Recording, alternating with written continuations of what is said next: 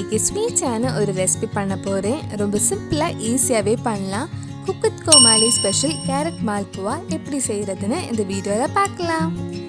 Carrot malpua பண்ணுறதுக்கு 3 carrot எடுத்திருக்கேன். இந்த கேரட் சின்னதாக கட் பண்ணி மிக்சியில் நல்லா அரைச்சி எடுக்கலாம். இது கூட 2 டேபிள் ஸ்பூன் சுகர், 1/4 கப் பால் ஊற்றி நல்லா அரைச்சிக்கோங்க.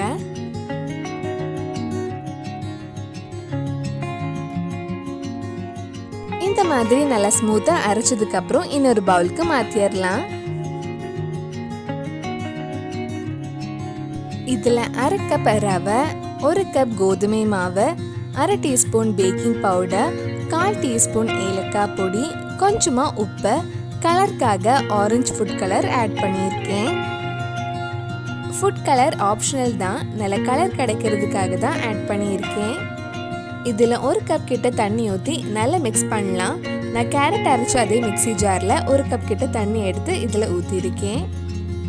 நல்லா மிக்ஸ் பண்ணதுக்கப்புறம் ஒரு 20 நிமிஷம் அப்படியே மூடி வச்சுருங்க. அதுக்குள்ளே நம்ம சுகர் சிரப் ரெடி பண்ணலாம். சுகர் சிரப் ரெடி பண்ணுறதுக்கு ஒரு கடாயில் 1 கப் சுகர், 1 கப் தண்ணி எடுத்திருக்கேன். சுகர் சிரப் ஒரு கம்பி பதம் வரணும்னு அவசியம் இல்லை. சுகர் மெல்ட் ஆகி ஒரு 5 நிமிஷம் கொதிச்சா போதும். சுகர் மெல்ட் ஆகி கொதிக்க ஆரம்பிக்கும் போது இதில் கொஞ்சம் குங்குமப்பூவும், 1/4 டீஸ்பூன் ஏலக்காய் பொடியும், நல்ல கலருக்காக ஆரஞ்சு ஃபுட் கலர் ஆட் பண்ணுறேன். இது ஒரு வாட்டி மிக்ஸ் பண்ணிட்டு ஒரு 5 நிமிஷம் கொதிச்சதுக்கு அப்புறம் ஆஃப் பண்ணிடலாம். இப்போ 20 நிமிஷம் கிட்ட ஆயிடுச்சு. முன்னாடி இருந்ததை விட கெட்டியாக இருக்கு. இது தோசை மாவு பதத்தில் வரணும். அதுக்காக மறுபடியும் ஒரு 1/4 கப் பால் ஊற்றி மிக்ஸ் பண்ணுறேன். நம்ம சேனலில் இதுக்கு முன்னாடி பனானா மால்புவா எப்படி செய்கிறதுன்னு வீடியோ போட்டிருந்தேன். அந்த வீடியோ நீங்கள் இன்னும் பார்க்கலனா அதோட லிங்க் கீழே டிஸ்கிரிப்ஷனில் இருக்குது. மறக்காமல் அந்த வீடியோவும் போய் பாருங்கள்.